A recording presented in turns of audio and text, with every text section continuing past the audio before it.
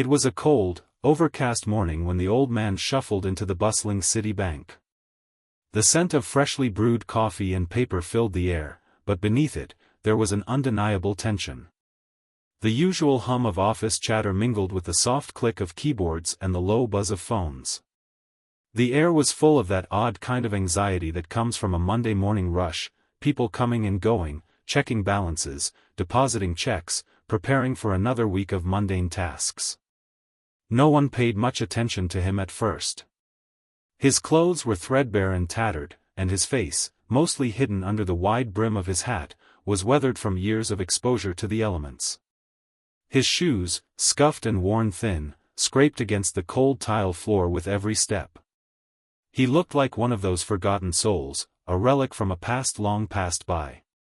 It wasn't the kind of person you expected to see walking into a prestigious bank in the heart of the city. He paused just inside the door, his eyes scanning the room. For a moment, it seemed as though the world around him had stopped. The people at the desks, the tellers behind the counters, and the customers waiting in line, all of them were caught in their own thoughts, their own routines. He, however, seemed out of place, like a storm cloud in an otherwise clear sky. Then, without a hint of hesitation, he began to make his way to the counter. The teller, a young woman named Emma, barely looked up as he approached. She had seen her fair share of oddballs and strange requests in her years working at the bank, but something about this man set off a strange unease in her. Maybe it was the way he walked, his steps slow but deliberate, or maybe it was the worn sack he carried with him. His hands, shaking slightly, held onto the sack as though it contained something precious, something valuable, though no one could have guessed what. When he reached the counter, Emma looked up from her computer screen, offering him a polite but distant smile. "How can I help you today, sir?" The old man didn't respond immediately. He seemed to study her for a moment, his gaze heavy and unwavering.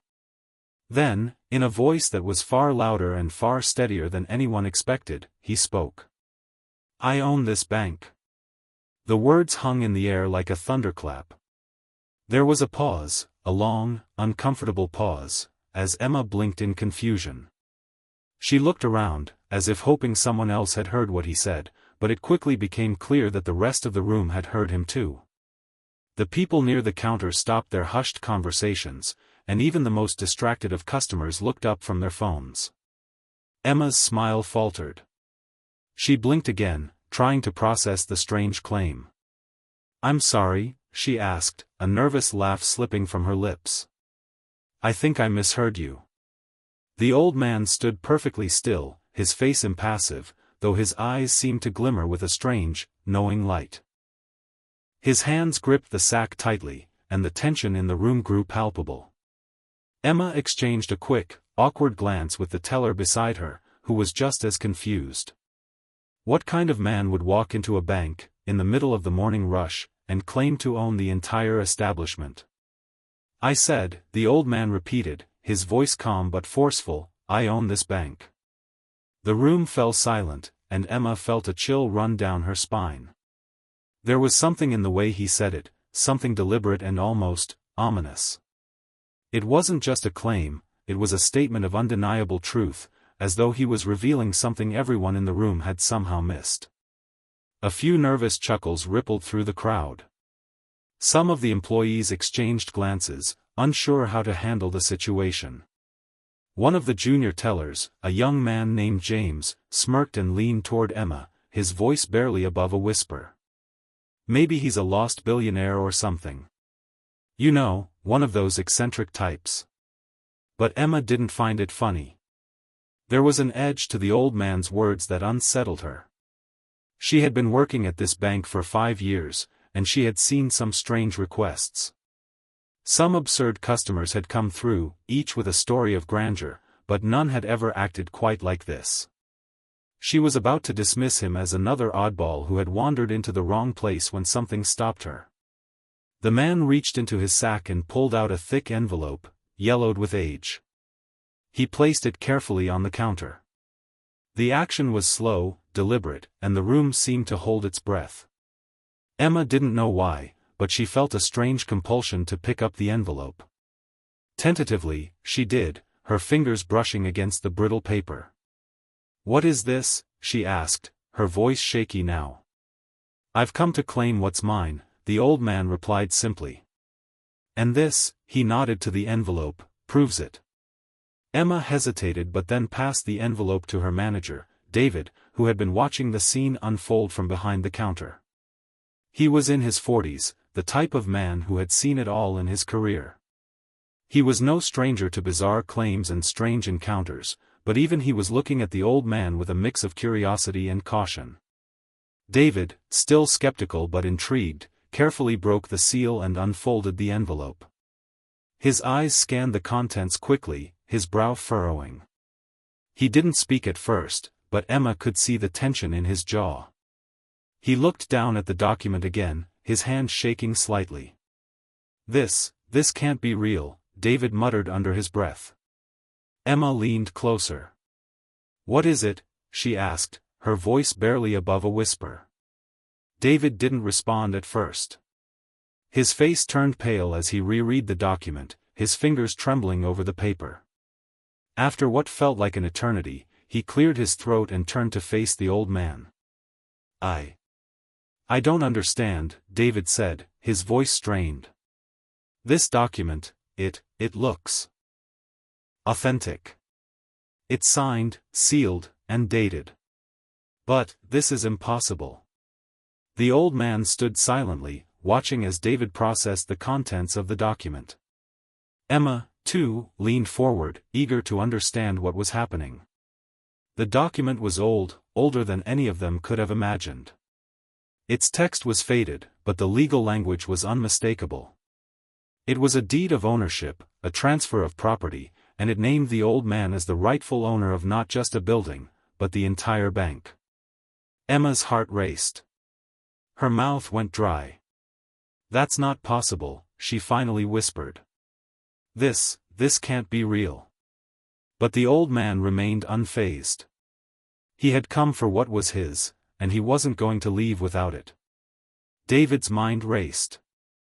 He glanced at the document again, then back at the old man. "Where did you get this?" he asked, his voice now a little shakier than he intended. The old man didn't answer immediately. Instead, he simply reached back into his sack and pulled out something else, a small, tarnished key, which he placed on the counter next to the envelope. "This is my proof," he said quietly. "It's time for you to understand." The key, rusted and old, seemed as though it had been waiting for this moment for decades. Emma stared at it, trying to make sense of what was happening. But nothing made sense. The document, the key, it was all too much. And then, just as quickly as it had started, the old man turned and began to shuffle back toward the door. "Wait," David called, his voice a little desperate. "You can't just walk away. We need to verify this. We need to check everything." But the old man didn't stop. He didn't even look back.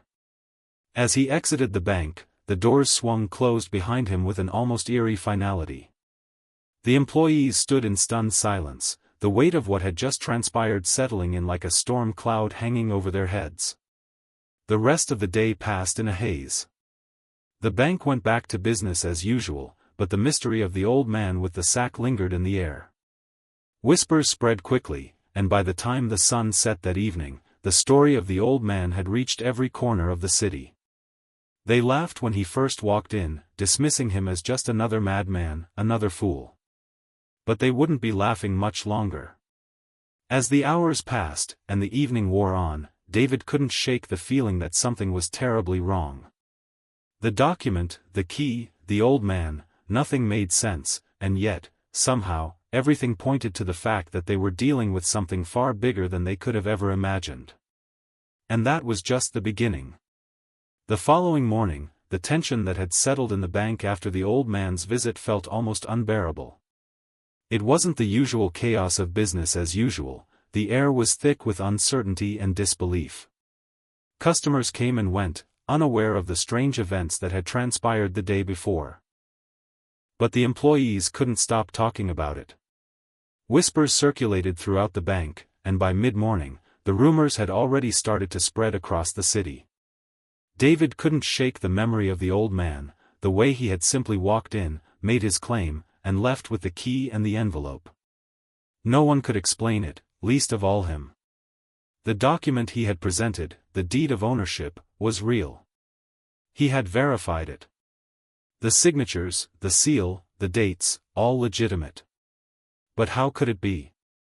How could this man, an old, seemingly destitute figure, possibly be the rightful owner of a high-end, well-established bank?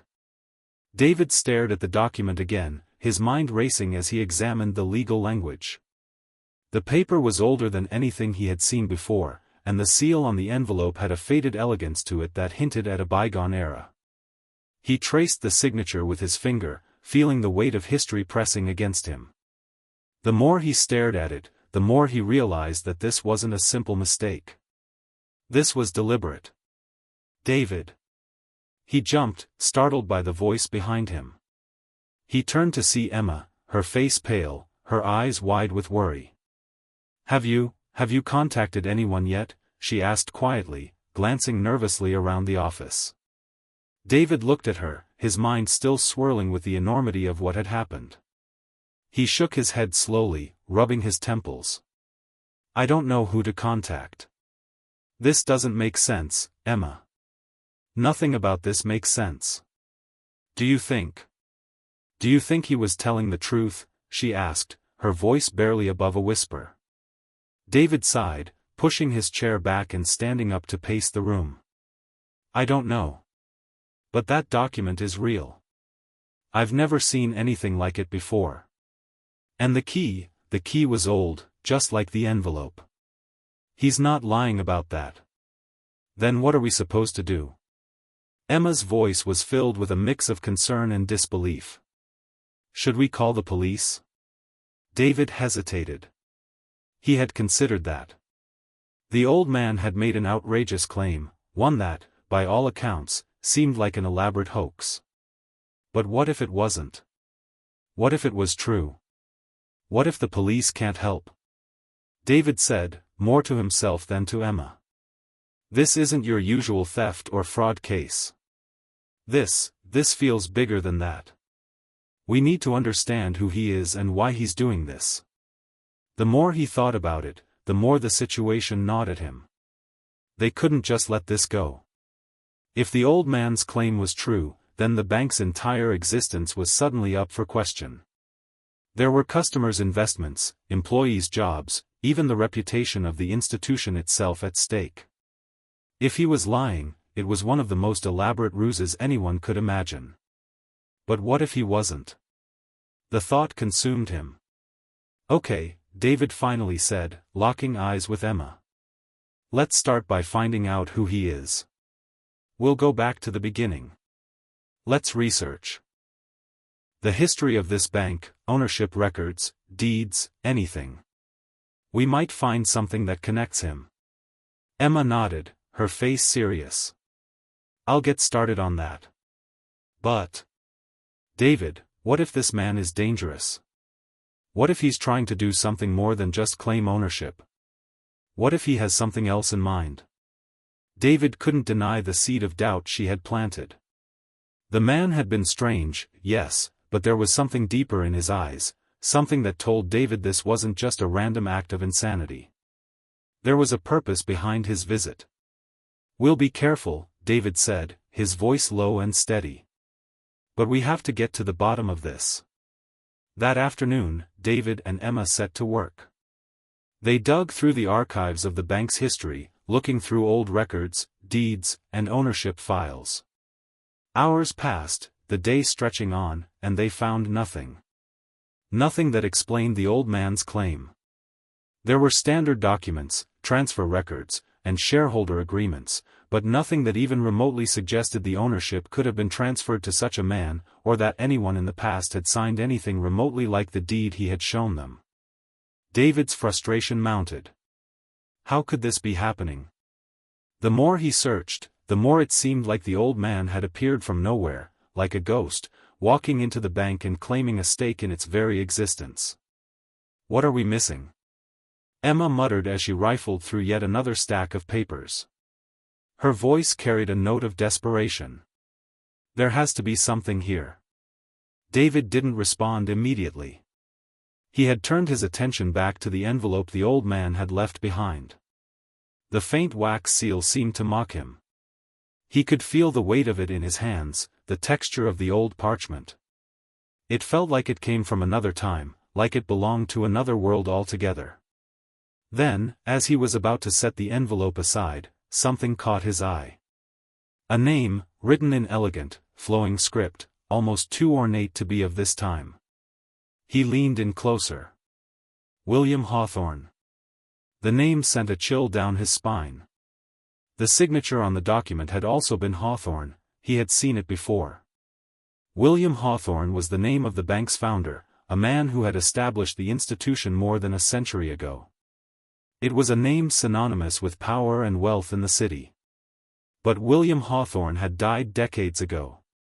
His estate had been settled long ago, and the bank had been passed down through several generations of directors and shareholders. And yet, here it was. His name. On a deed. David turned the envelope over in his hands, his mind racing. There had to be some connection. But how? Why? He reached into the envelope once more and pulled out the rest of the documents, shaking with a mixture of fear and excitement. As he laid them out on the desk, his hands trembled. The first page was an official-looking deed, signed and stamped. But there was something off about it. The date, it was listed as 30 years ago, but the document looked much older. Almost like it had been aged intentionally. David quickly scanned the rest. It all made sense now. William Hawthorne had transferred the ownership of the bank to someone. But the name of the recipient was scratched out, nearly impossible to read. The handwriting was unfamiliar, rougher than that of the founder. This doesn't add up, David muttered, rubbing his temples. It's all there, but it doesn't make sense. Emma peered over his shoulder. What does that mean? It means, David said slowly, we're looking at a chain of ownership that has been altered. But not by mistake. Someone deliberately tried to erase the history of this bank. The silence in the room deepened as the weight of the revelation sank in. Someone, somewhere, had been hiding the truth. Someone had erased records. Someone had tampered with history. And the old man, with his sack and his cryptic message, was the key to uncovering it. David, are you thinking what I'm thinking? Emma asked, her voice trembling slightly. I think, David said, finally looking up, we've just uncovered the tip of the iceberg. And I think, the old man knows more than we can imagine. As the day drew to a close, the feeling of dread only grew. David knew they were getting closer to the truth, but it was starting to feel like the truth was something far more dangerous than either of them had anticipated. The old man had come for a reason, and his appearance wasn't the end of the mystery, it was just the beginning. And if David was right, the next part of the story was going to be darker than anything he could have ever expected. But they had no choice now. They had to find the old man. The search for him was on. The day that followed was one of unease. The sun had barely risen when David and Emma began their relentless pursuit of the old man's truth. They knew that there was something much larger at play than the simple claim of ownership. Each new discovery only deepened the mystery. The atmosphere at the bank had shifted entirely. What had been a typical business day now felt like the calm before a storm. David sat at his desk, the pile of documents now sprawling in front of him. The deed, the faded papers, the scratched-out name, the weight of it all pressed on him, demanding his attention. He couldn't stop thinking about the cryptic message from the old man. I own this bank. The words haunted him. There was a deeper layer to this mystery, one that reached far beyond the city's financial district and into its forgotten corners. As Emma sifted through more of the bank's records, she paused, her fingers stilling over an old file. She looked up, her expression unreadable. David, she called, her voice tinged with uncertainty. You need to see this. David turned around in his chair, his heart skipping a beat. He had expected to find something, a clue, a lead. But the look on Emma's face told him it was more than that. "What is it?" he asked, walking over to her desk. She handed him a yellowed ledger that appeared to be centuries old. At first glance, it looked like just another piece of the puzzle. But as David flipped through the pages, a particular entry caught his eye. It was dated almost 100 years ago. "William Hawthorne," David whispered, reading the name aloud. "Yes, but it's not just his name.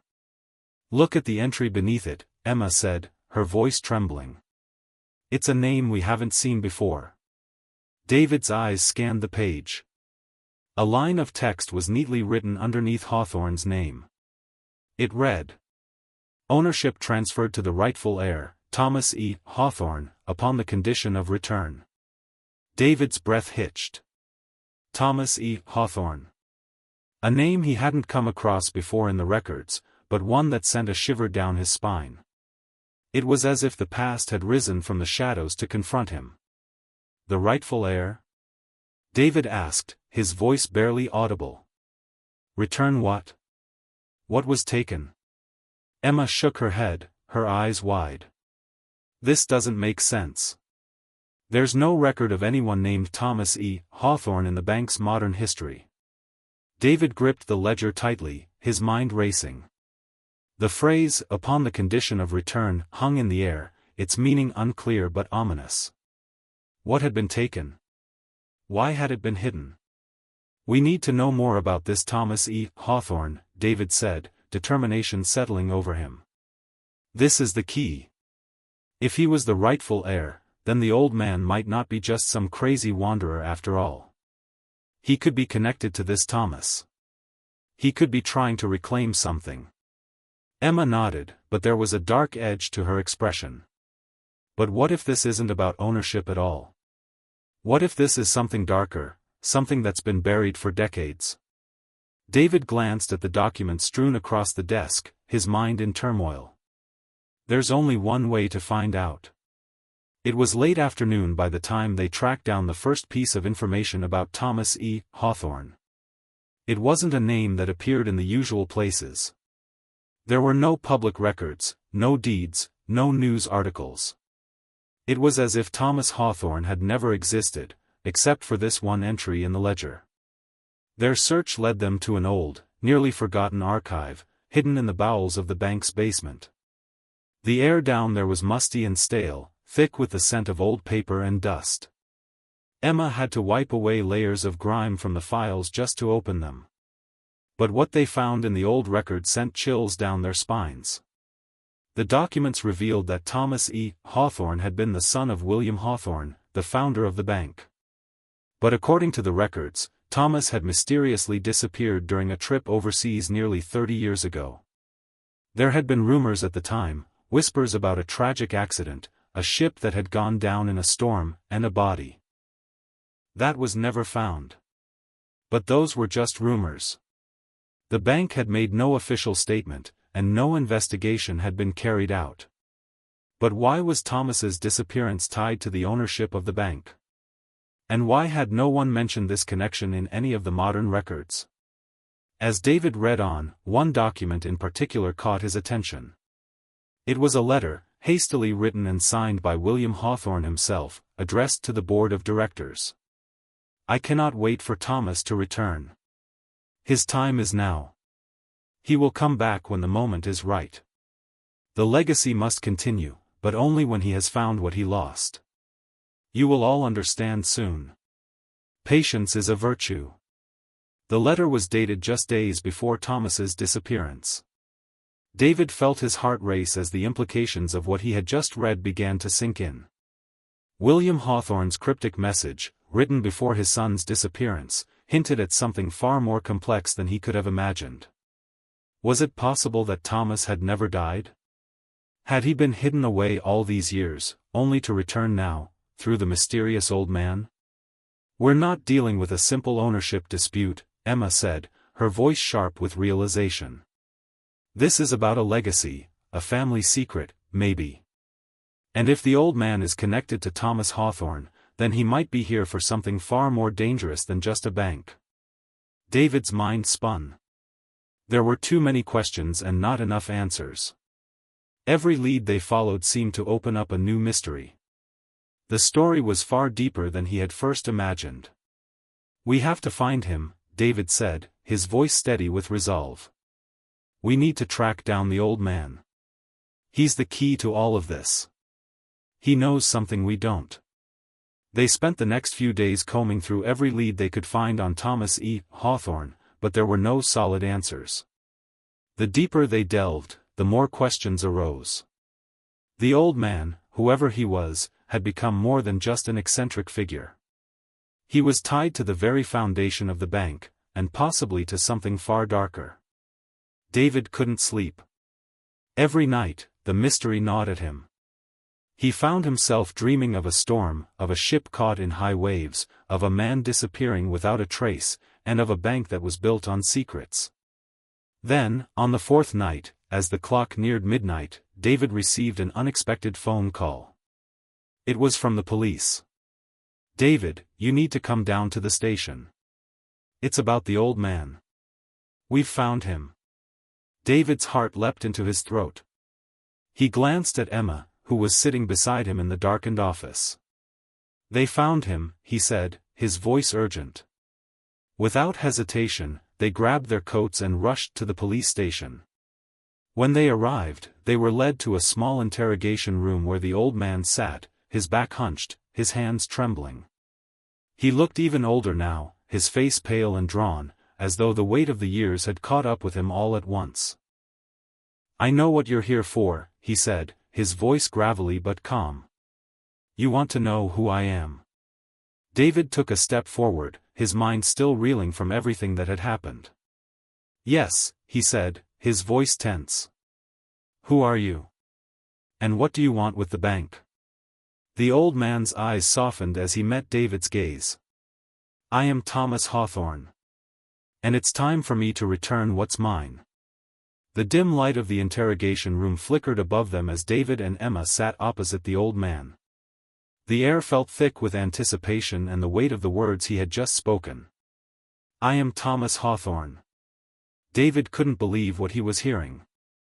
The man sitting before him, with his trembling hands and weathered appearance, was Thomas E. Hawthorne, the long-lost heir to the bank's fortune, the very man whose disappearance had remained a haunting mystery for decades. The old man met David's gaze steadily, his eyes intense yet filled with an unreadable sadness. "I know this is hard to understand," he said, his voice rough. "But everything you've uncovered, the deeds, the letters, the missing pages, it's all been part of a much larger plan." David felt a chill run down his spine. He had spent days piecing together fragments of this strange puzzle, and now it felt like everything was about to come undone. Emma sat beside him, her expression a mixture of disbelief and curiosity. "How is this possible? You disappeared, no one's heard from you in decades."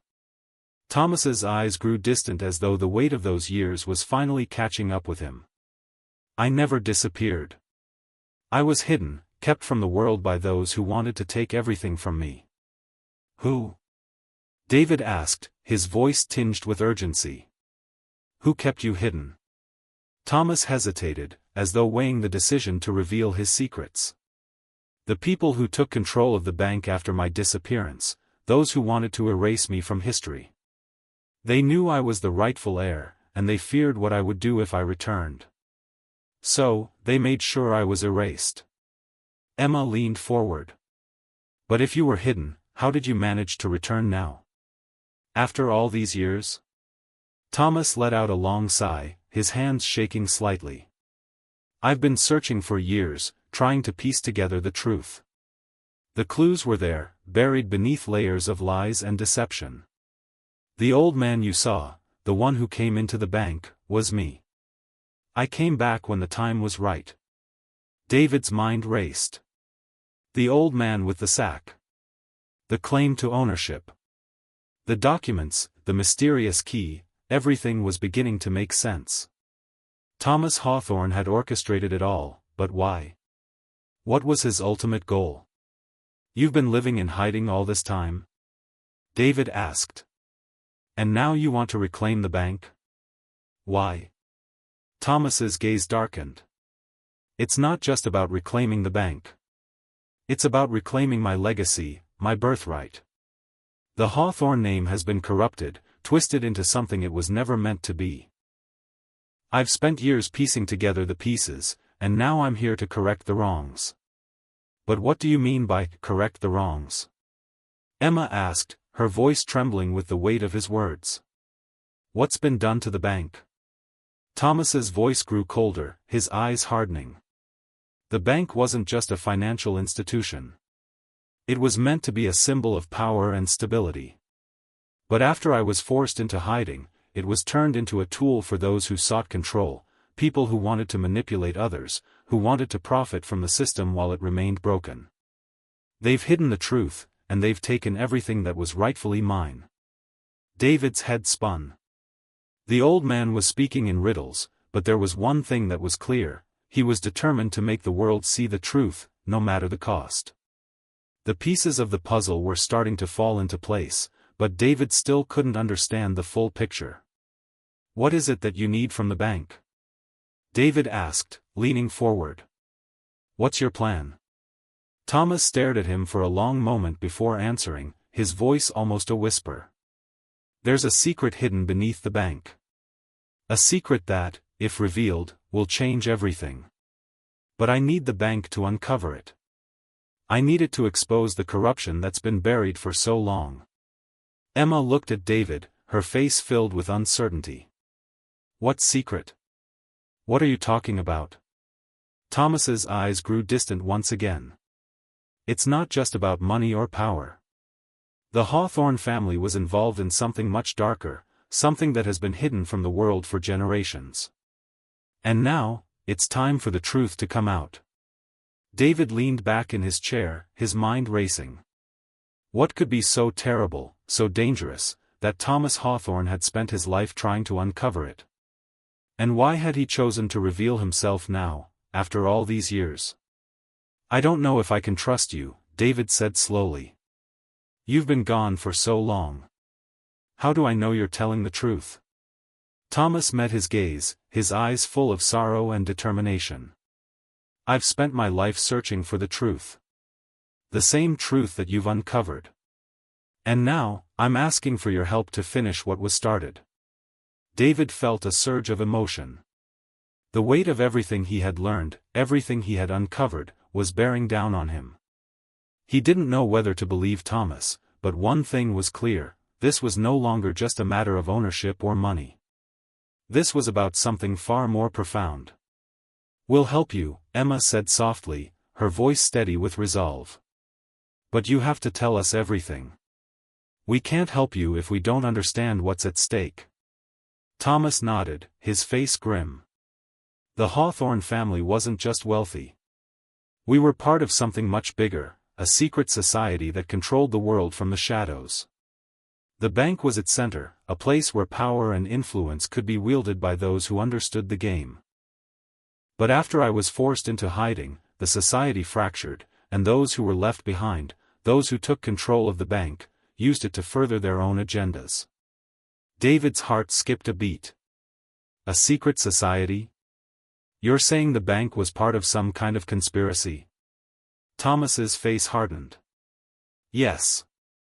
The society was dedicated to maintaining control, to ensuring that the powerful remained in charge while the rest of the world remained oblivious. But I wasn't just a part of it, I was its true leader. And when they betrayed me, they sealed their fate. David's mind reeled.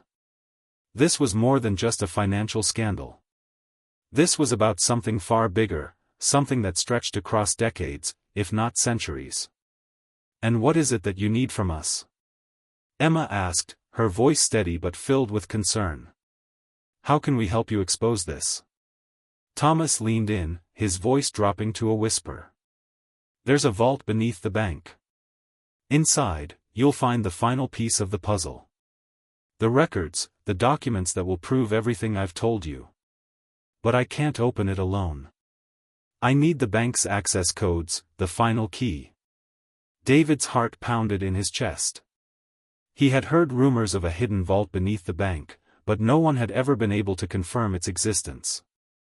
Now, Thomas was telling him that the truth, the final truth, was hidden inside. "We can't do this alone," David said, his voice urgent. "We need help. We need to bring in the authorities." Thomas shook his head. "No one can know. If they do, everything will be lost. The people who control the bank now, those who took control after my disappearance, they will stop at nothing to ensure that the truth stays hidden. We have to do this ourselves." David looked at Emma, his mind in turmoil. They were standing on the edge of something dangerous, something far bigger than they could have ever imagined. But if Thomas was telling the truth, if everything he said was real, then they had no choice but to follow him. "We'll help you," David said finally, his voice firm. "But you have to promise us one thing. Once we find the truth, once we expose everything, there's no going back." Thomas nodded, his eyes filled with a mixture of determination and regret. "I understand. But it's time the world knew what really happened. It's time for the truth to come out." The night hung heavy with the weight of what was to come. David and Emma sat in the dimly lit interrogation room, staring at Thomas, who had just revealed the existence of the vault beneath the bank. The air between them was thick with tension, and every word he spoke seemed to add more layers of mystery to the story they were now part of. David had come into this situation thinking it would be a straightforward investigation into a strange claim of ownership. But what he had uncovered over the past week had pulled him deeper into a world of shadows, conspiracies, and truths so dark that it almost felt impossible to believe.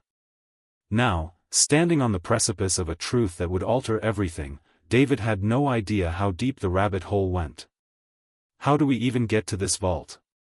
David asked, his voice betraying a sense of nervousness despite his resolve.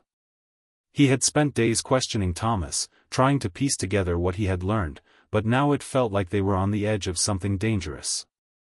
Something that could ruin them. Thomas's eyes hardened, and he sat back in his chair, his hands trembling slightly. "I've spent years searching for it. The vault is locked, protected by systems older than the bank itself. But there's one thing the new owners don't know, there's an access code, a set of numbers, hidden in the oldest records of the bank." David's mind raced. The access code. He had heard rumors of a vault beneath the building, but no one had ever been able to confirm its existence. Now it seemed like it wasn't just a rumor. It was real, and it held the key to everything. "How do you know all of this?" Emma asked, leaning forward. "You've been in hiding for decades. How could you know the exact location of the vault, and how to open it?" Thomas's gaze softened, and he exhaled slowly. "Because I built it. I designed the vault myself. After everything that happened, after my disappearance, I made sure the truth was hidden deep within the bank. No one could ever find it unless they knew the right codes, unless they knew how to look." Emma's eyebrows knitted in confusion. "You built it? But how? I thought you disappeared. How could you have planned this all these years?" Thomas's eyes darkened as he spoke, his voice low. "I didn't disappear. I was taken. And while I was hidden, I was always working. Watching. Planning. I knew there would be a time when I could return. I knew that the moment would come when I would need to expose everything." David felt a chill run down his spine as he pieced together what Thomas was saying. This wasn't just about reclaiming a bank or uncovering an inheritance. This was about a hidden legacy. A hidden truth that had been buried for decades. And now, David and Emma had to be the ones to help him reveal it. The next morning, they began their search for the vault's access code. It was a grueling process, digging through ancient records and dust-covered files that had been all but forgotten by the bank's current staff. But as they combed through each document, it became clear that the code was not something that would be easily found.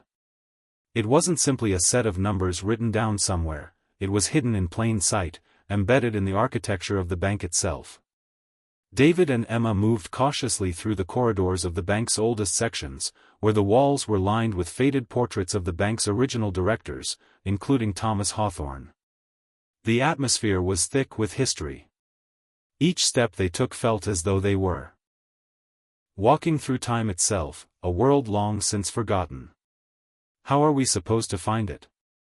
Emma asked, her voice barely above a whisper as they stood in front of a large, ornate set of doors that led to one of the oldest vaults in the bank. Thomas walked over to the doors, his hands shaking slightly as he ran his fingers along the edges. "It's here," he murmured. "It's always been here. The key is hidden in the design of the building itself." David's heart skipped a beat. "You mean, it's not a code that's written down somewhere? It's embedded in the structure of the bank?" Thomas nodded slowly. "Yes. The vault was designed with the knowledge that it would be the final key. The numbers are hidden in the art, woven into the details of the walls, the carvings, the paintings. The code is tied to the building's very foundation." Emma looked at David, her eyes wide. "We need to search the entire building? Every detail, every painting?" "Exactly," Thomas said. "The code is there. It always has been." For hours, they searched every inch of the bank's oldest hallways, looking for any clues that might unlock the vault. They examined every painting, every carving, and every detail in the architecture. The three of them worked in silence, their movements synchronized, as though driven by a shared understanding that time was running out. It was in one of the oldest corridors, behind a large, ornate painting of William Hawthorne, that David finally found something. A series of numbers were etched into the frame of the painting, so faint that they would have easily been overlooked by anyone else. "Thomas, look at this," David said, his voice barely a whisper. He reached up and traced the numbers with his fingers. "It's here. This must be it." Thomas stepped forward, his eyes narrowing as he examined the numbers. His breath caught in his throat. "This is it," he said softly. "This is the key. The numbers I've been searching for." The numbers etched into the frame were 5-9-2-7-1-3. They were simple enough, but the significance of them was overwhelming. It was the code that would open the vault and reveal the truth that had been hidden for so long. Emma took a step back, her eyes wide with awe. "We've found it. This is it."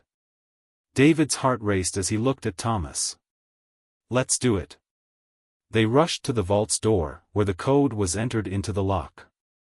The mechanism clicked, and the heavy door groaned open, revealing the dark, shadowed interior of the vault.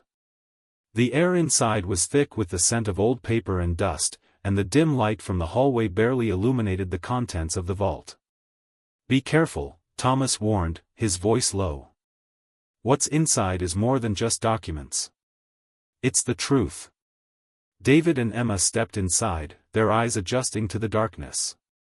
Rows upon rows of old filing cabinets lined the walls, and at the far end of the vault was a large, ornate chest. The chest was intricately carved, its surface covered in symbols that David recognized from the Hawthorne family crest. "It's here," Thomas said, his voice trembling. "This is where it all ends." David approached the chest slowly, his hand resting on the lid. He could feel the weight of history pressing down on him. He glanced at Emma, who nodded in silent agreement. Together, they opened the chest. Inside were stacks of old papers, documents, maps, letters. But at the very top was a leather-bound journal, its pages yellowed with age. Thomas stepped forward, his hands shaking as he picked it up. "This is it," he whispered. "This is the truth. The Journal of William Hawthorne. The records of the Hawthorne Society." As Thomas flipped through the pages, his voice grew quieter. The bank was never meant to be just a financial institution. It was meant to be the center of something much larger. The society, the one I was a part of. It controlled the city from the shadows, manipulating wealth, power, and politics. But they betrayed me, and they erased me from history. David and Emma stood in stunned silence as they absorbed Thomas's words. The society had been real. It had existed, and it had controlled the city in ways they couldn't even imagine. "This is just the beginning," Thomas said softly, his eyes full of pain and regret. "The truth has to come out. People need to know what really happened." The heavy silence in the vault was only broken by the rustling of the leather-bound journal as Thomas carefully turned the pages. The room was thick with the scent of old paper and dust, and the dim light flickered from the hallway outside, casting long shadows on the walls. David and Emma stood still, watching Thomas with bated breath, the weight of the moment pressing down on them. Thomas's hands trembled as he read the pages of the journal. His eyes darted over the words, his face pale as he slowly processed the history he had been forced to keep hidden for so long. The journal was a record of the Hawthorne Society, a secret, powerful group that had shaped the city from behind the scenes. It was the legacy of his family, a legacy that had been twisted and corrupted after his disappearance. The contents of the journal were as dark as they were revealing. "This is it," Thomas said softly, his voice cracking. "This is the history of the society. The truth about what they did to the city, to me." David and Emma exchanged a glance, both struggling to grasp the full extent of what they were hearing. This wasn't just about ownership or money anymore. This was about power, betrayal, and a web of manipulation that had shaped everything they knew. "What happened to you, Thomas?" Emma asked, her voice tinged with both concern and disbelief. "Why did they hide you? Why did they want to erase you from history?" Thomas closed the journal and looked up, his eyes filled with a mixture of pain and determination. "They feared me. My family was at the center of everything. The Hawthorne Society controlled the flow of money, the political decisions, everything. But when I started to question their methods, when I wanted to expose their corruption, they had no choice but to get rid of me." David's stomach twisted at the thought. "So they faked your death? They erased you completely?" "Yes," Thomas whispered, nodding. "They staged my disappearance. A shipwreck, an accident, but none of it was real. They wanted to make sure I couldn't challenge their control. They kept me hidden, isolated, so I wouldn't interfere with their plans." David felt a cold shiver run through him. The conspiracy was deeper than he had imagined. The powerful men behind the bank's current ownership were connected to this society, and they had been using their influence to shape the city for their own gain. The truth was far more dangerous than anything David had ever imagined. "So why now?" Emma asked, her voice trembling. "Why come forward now, after all these years?" Thomas's eyes were filled with a quiet sadness. "Because they've won. The society has grown stronger over the years, and the corruption has spread. But now, they've reached the point where they are no longer hiding their power. The truth about the bank and the society will come out, but only if I reveal it. If I don't, everything they've done will continue to destroy the city." David swallowed hard. "But how? What do you need us to do?" Thomas set the journal down carefully and met their eyes. "I need you to help me expose them. We have the evidence, the documents, the records. They can't hide anymore. But it's not enough to just release the information. We have to make sure that the people in power are held accountable." Emma's face was etched with concern. "But the people who control the bank, if they find out what we're doing, they'll stop at nothing to silence us," Thomas interrupted, his voice hardening. "But we can't let that stop us. This is bigger than any one of us. The truth needs to be exposed, no matter the cost." David stood still, his mind racing. He had already risked so much, his career, his reputation, but now it was clear that the stakes were higher than he had ever imagined.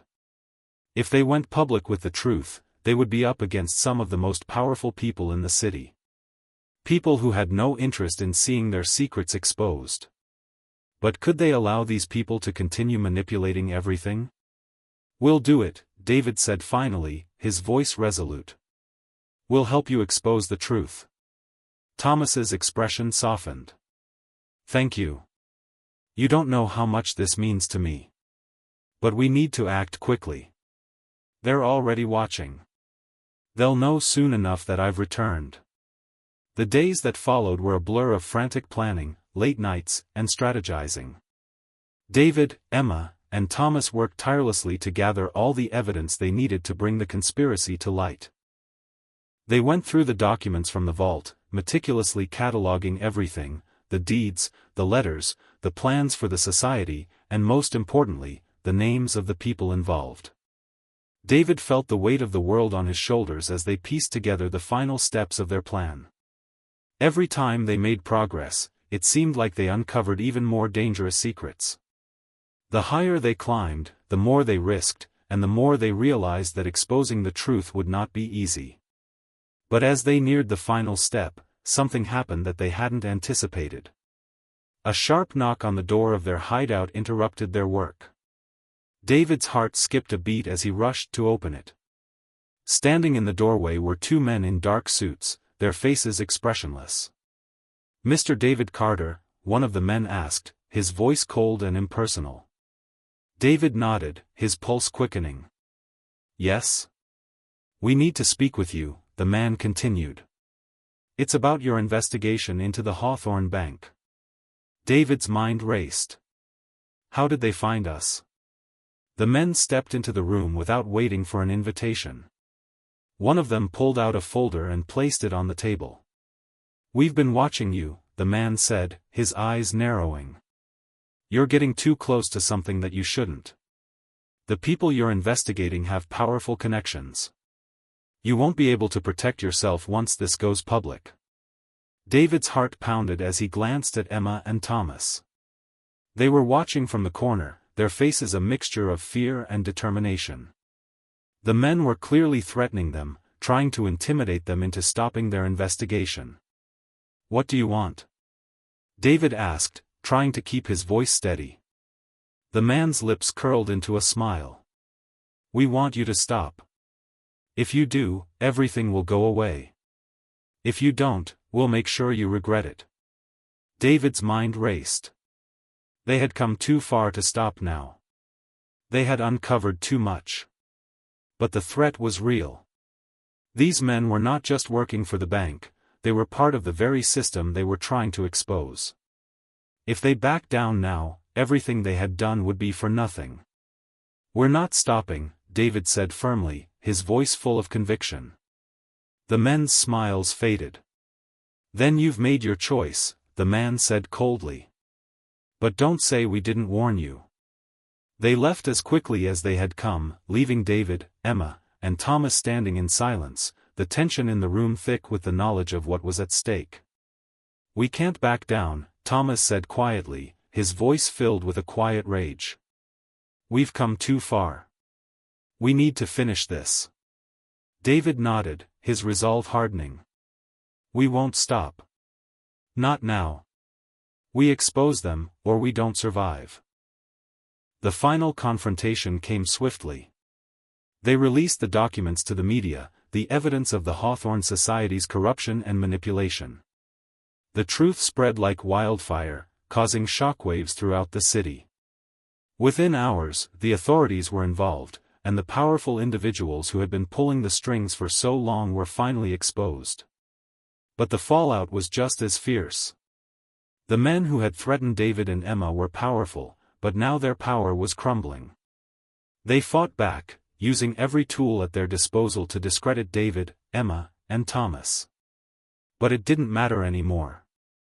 The truth was out, and it couldn't be contained. In the weeks that followed, the city was rocked by the revelations. The corrupt leaders of the bank were arrested, and their empire began to unravel. The Hawthorne legacy, once tarnished by betrayal, was now being rewritten as a symbol of justice. Thomas was finally able to reclaim his rightful place in history, but it was a bittersweet victory. David and Emma watched from the sidelines as the world they knew changed before their eyes. They had uncovered a conspiracy that had been hidden for decades, but in the end, they had paid a price. Their lives would never be the same. But in the end, they had done what was right. They had brought the truth to light, no matter the cost. And that was enough.